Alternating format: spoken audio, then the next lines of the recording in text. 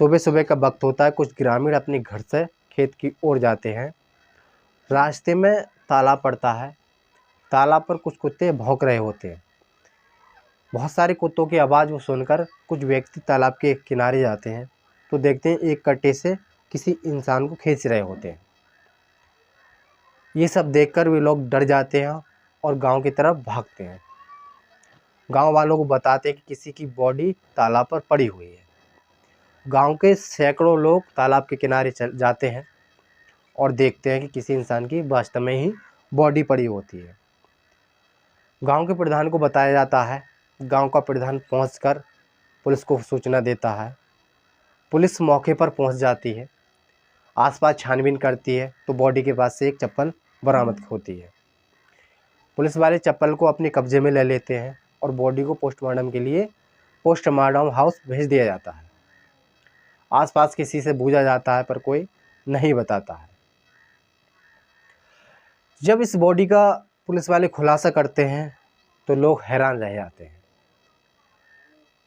इस व्यक्ति को मारने वाला कोई और नहीं होता है बल्कि उसकी ही पुत्रवधू होती है। आदाब, नमस्कार, सत श्री अकाल। आप देख रहे हैं देश रहे हम सब। साथियों, आज जो हम आपको सच्ची घटना बताने जा रहे हैं वह घटना उत्तर प्रदेश के बुलंदशहर की है। बुलंदशहर के अंतर्गत एक गांव आता है जबालपुर। जबालपुर में पति, पत्नी और उसका ससुर रहता है। पति मेहनत मजदूरी के लिए शहर गया होता है। इसी बीच उसकी पत्नी और उसका ससुर घर रहते हैं।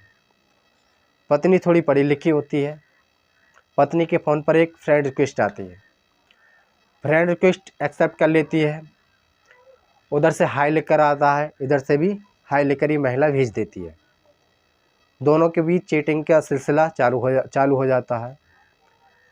दोनों एक दूसरे का इंट्रोडक्शन लेते हैं, हाल चाल पूछते हैं। पहला दिन होता है इस चैटिंग का। फिर जब कभी भी इन लोगों को टाइम मिलता था ये लोग खूब बातचीत किया करते थे। काफ़ी टाइम ऐसे ही बीत जाता है। ये लोग बातचीत करते करते काफ़ी टाइम इनका ऐसे ही बीत जाता है। दोनों लोग प्लानिंग बनाते हैं कि क्यों न एक दिन मिला जाए। तभी दोनों एक प्लानिंग करते हैं। एक होटल के कमरे में ये दोनों लोग मिलने का प्लान बनाते हैं। दिन तारीख बता दी जाती है। दोनों लोग दिन तारीख पर उस होटल में पहुंच जाते हैं। लड़के की तरफ से खाने का ऑर्डर दिया जाता है। दोनों लोग खाना खाते हैं। खाना खाने के बाद बातचीत करते हैं और थोड़ी देर में दोनों लोग शारीरिक संबंध बनाने लगते हैं। शारीरिक संबंध बनाने के बाद दोनों लोग अपने अपने घर चले जाते हैं। अब इस महिला का जब कभी भी मन करता था उस व्यक्ति को अपने घर बुला लेती थी। दोनों लोग खूब एंजॉय करते थे, शारीरिक संबंध बनाते थे, खूब मस्ती करते थे। अपनी बहू से कहता है कि मैं बेटी घर जा रहा हूँ और 2-3 दिन के बाद वहाँ से लौट आऊँगा। जब 2-3 दिन बीत जाते हैं तो वो व्यक्ति नहीं लौटता है। अब महिला उस व्यक्ति के हालचाल पूछने के लिए अपनी ननद के घर फ़ोन करती है। ननद से बात करती है कि यहाँ पिताजी आए थे, उनने बहुत ज़्यादा गौतर खा लिया, अब उन्हें घर भेज दीजिए। तो उधर से उसकी ननद कहती है कि यहाँ पर पिताजी आए नहीं थे। जब ये बात सुनती है महिला तो परेशान हो जाती है। वो कहती है कि यहाँ से 3 दिन हो गए हैं, अब तक तुम्हारे यहाँ क्यों नहीं पहुँच पाए।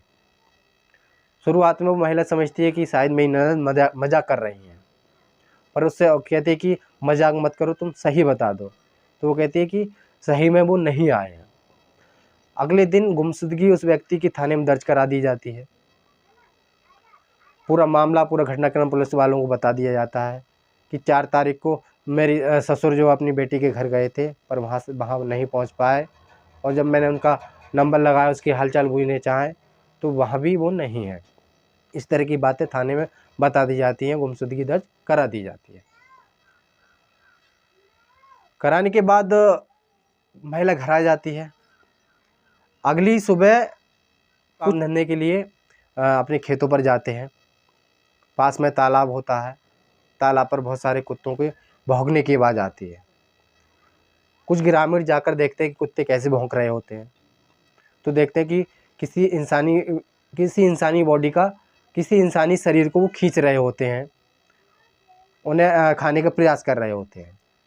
वे लोग इस दृश्य को देखकर डर जाते हैं और गांव में जाकर शोर मचा देते हैं। सभी लोग, सैकड़ों की तादाद पर लोग तालाब पर मौजूद पहुंच जाते हैं। सैकड़ों की तादाद में लोग तालाब पर पहुंच जाते हैं। सभी लोग हैरान हो जाते हैं देखकर। गांव के प्रधान को सूचना दी जाती है। गांव का प्रधान मौके पर पहुंचकर पुलिस वालों को सूचित करता है, उन्हें बताता है। थोड़ी देर के बाद पुलिस वाले मौके पर पहुंच जाते हैं। पहुंचने के बाद आसपास छानबीन करते हैं। उसकी एक चप्पल होती है, उस चप्पल को बरामद कर लेते हैं। बॉडी को कब्जे में लेकर पोस्टमार्टम के लिए भिजवा दिया जाता है। उस महिला को सूचना दी जाती है। महिला भी मौके पर पहुंच जाती है। महिला उस बॉडी को पहचान लेती है। वो कहती है, हाँ, ये मेरे ही ससुर हैं। उस महिला को थाने लाकर उससे पूछा जाता है कि तुम्हारे ससुर से किसी तरह की, किसी से कोई रंजिश या किसी से कोई दुश्मनी तो नहीं थी? तो महिला कहती है कि नहीं, किसी से कोई दुश्मनी नहीं थी, मेरे ससुर तो बहुत सीधे स्वभाव के व्यक्ति थे। फिर कुछ ऐसे सवाल पूछे जाते हैं जो महिला उन सवालों के जवाब नहीं दे पाती है। अब महिला के पुलिस वाले घर जाते हैं। घर जाकर उसकी घर की तलाशी ली जाती है। तो जो पुलिस वालों को चप्पल मिली थी, उस चप्पल की ही रूप रंग की एक चप्पल और उसके घर होती है। दोनों को मिलाया जाता है तो दोनों का जोड़ा मिल जाता है। पुलिस वाले से उस महिला से पूछते हैं कि जब ये बॉडी को हमने जब वहाँ से उठाया था, तब उसकी बॉडी के पास ये चप्पल पड़ी थी और ये चप्पल तुम्हारी चप्पल से मैच कर रही है। ये बताइए, तुम्हारी चप्पल वहाँ उस बॉडी के पास कैसे पहुँची?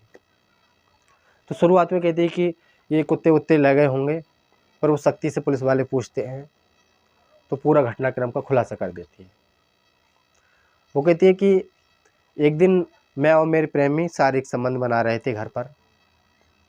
तभी मेरे ससुर की जो नींद खुल जाती है और मुझे जब इस हालत में देखते हैं हम दोनों को, तब बहुत ज़्यादा गुस्सा होते हैं, डांटते हैं हम लोगों को और पूछते हैं कि ये व्यक्ति कौन था और इसके साथ इस तरह की हरकत क्यों कर रही थी।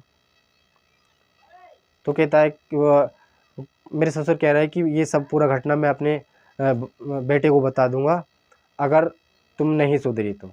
इसीलिए मैं बहुत ज़्यादा डर गई थी और मैंने अपने ससुर के अपने प्रेमी के साथ मिलकर एक प्लानिंग रची। हम दोनों ने अपने प्रेमी के साथ मिलकर इनका गला दबा दिया और इन्हें मौत के घाट उतार दिया। साथियों, जब इसका घटना खुलासा होता है तो सभी लोग हैरान रह जाते हैं। वे सोचने पर मजबूर हो जाते हैं कि आखिर कोई पुत्रवधू अपनी ससुर को इस तरह से कैसे मौत के घाट उतार सकती है। कहानी को सुनाने का मतलब किसी को परेशान करना नहीं है, किसी का दिल दुखाना नहीं है। कहानी को सुनाने का मतलब आपको सजग करना, आपको जागरूक करना है। आप कहीं भी रहें, सुरक्षित रहें, सावधान रहें। अपना और अपने परिवार वालों का ध्यान रखें और देखते रहें देश राज हम सफ़र। सबक एक को, सीख हम सबको। जय हिंद, जय भारत।